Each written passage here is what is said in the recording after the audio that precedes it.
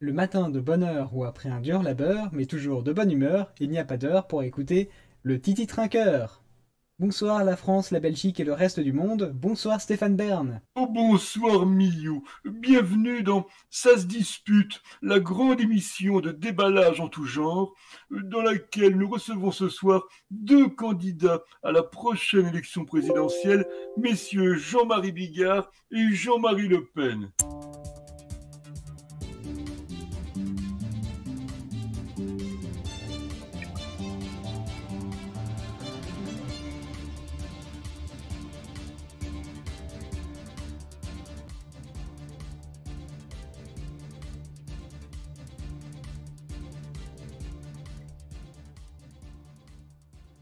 Bonsoir messieurs. Démarrons tout de suite la confrontation. Qui choisirez-vous comme Premier ministre si vous êtes élu président? Monsieur Le Pen, vous commencez? Bonsoir, il me semble, pour ma part, que ce bon Éric Zemmour, n'est-ce pas, requiert toutes les qualités pour occuper ce poste. Mordant, attaquant, de plus, il n'aime pas ma fille, cette Marine, qui porte d'ailleurs le même nom que moi, n'est-ce pas, usurpatrice, falsifieuse. À ses yeux, je suis peut-être un bon arien, mais de mon côté, je pense qu'elle ne ferait pas une bonne arienne. Alors que ce monsieur Zemmour, n'est-ce pas, a les yeux pétillants de rage. Dans ce duo que je formerai avec lui, je serai en quelque sorte son troisième œil. Méfiez-vous de ne pas finir en garde à vue. Bon, et vous, Jean-Marie Bigard, quel Premier ministre choisiriez-vous? Alors admettons, il faut déjà que je sois élu président, hein? Bon, alors dans ce cas, admettons, sans hésiter, je prendrai Monsieur Lecube à Matignon. Et qui est donc ce monsieur Le Cube? Un gars qui a tout le temps du bol, tu vois, et qui travaille dans une usine de pâtes, hein. Vous n'avez jamais entendu parler de Monsieur Lecube hors des nouilles? Oh non! Bon, Jean-Marie Bigard, si vous êtes élu à la présidence de la République, que ferez-vous en matière d'économie? Bon, alors admettons, hein, je suis président. Bon, il faudra encore que j'ai un ministre de l'économie, hein. Admettons, j'en ai un qui accepte. Et alors, pour l'économie, le flou, je propose d'abandonner l'euro.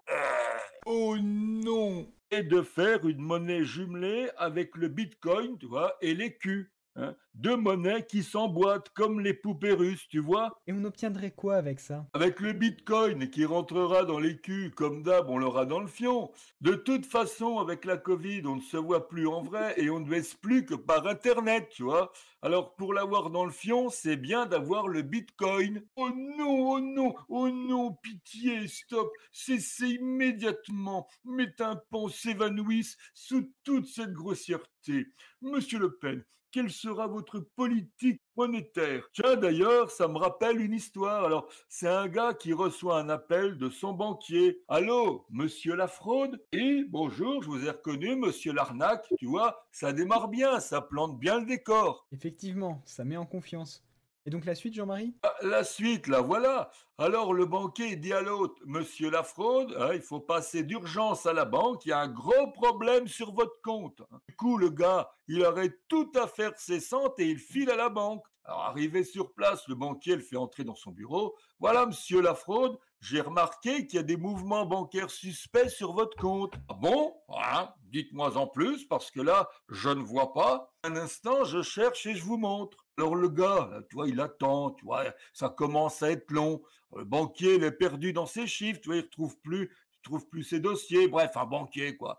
Notre gars, monsieur Lafraude, il commence à se faire chier. Oh, s'il vous plaît, monsieur Bigard, un peu de retenue et de politesse. Je n'en puis plus. Mes oreilles sont meurtries. Oh, hé, Stéphane, pas de chichi entre nous, hein. T'en as entendu d'autres. Donc, pendant que l'arnaque, il se noie dans ses recherches, le gars, il se dit, tiens, je vais aller faire un tour sur Internet. Le Wi-Fi de la banque est sécurisé. Alors, le gars, il peut pas se connecter.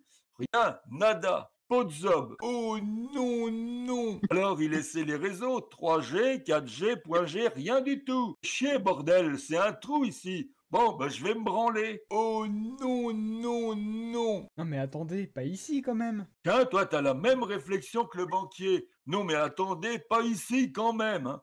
Mais le gars, il s'en fout. Pendant que l'arnaque, il continue d'examiner son ordinateur, tu vois, la fraude, il commence à se pignoler discrètement, tu vois. Et ça dure un petit moment. Il est détendu, le gars. Hein. Quand soudain, le banquier s'exclame: ah, ça y est, j'ai retrouvé les écritures suspectes. Pour monsieur la fraude, à l'issue d'un certain nombre d'opérations douteuses sur votre compte, tu vois, il s'avère que vous nous devez la somme de 3500 € pour combler le déficit. Je débite l'argent de votre compte, et là, la fraude, il gueule en lui montrant sa main. Ah ben non, je viens juste de retirer du liquide. Et voilà. Oh non, non, non, Seigneur Tout-Puissant. Oh mon Dieu, je chois de ma chaise, mon séant s'écroule sous moi. Stoppez, stoppez net cette vulgarité débordante, monsieur Bigard.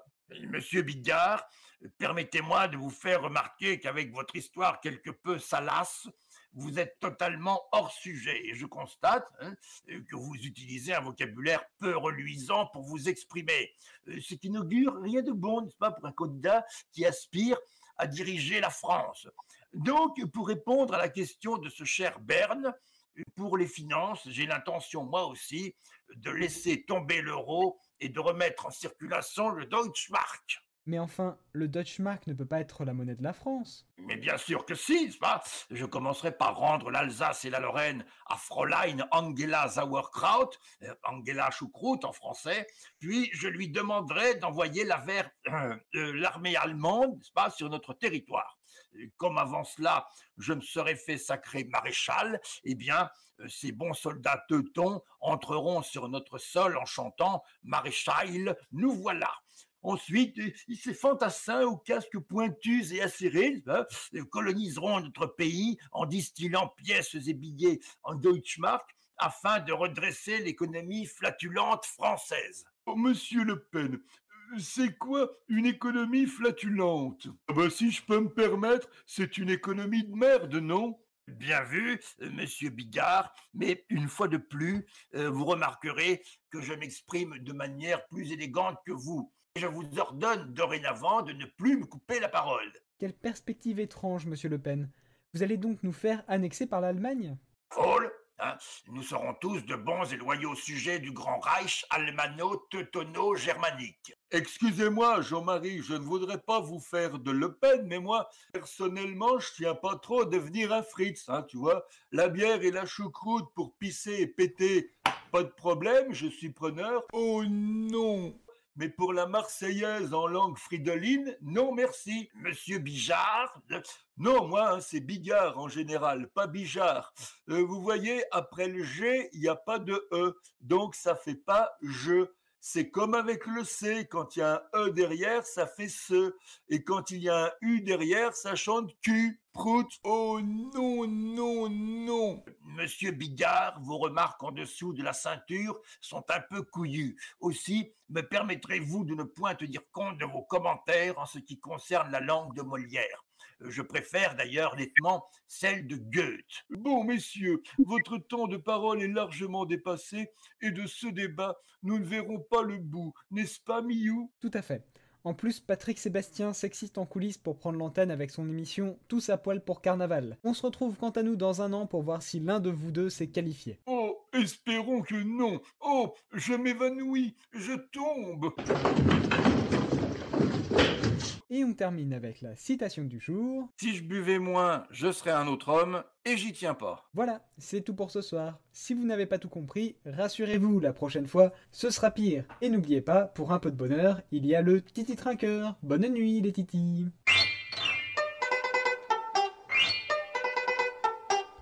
Quand ça change, ça change. Faut jamais se laisser démonter.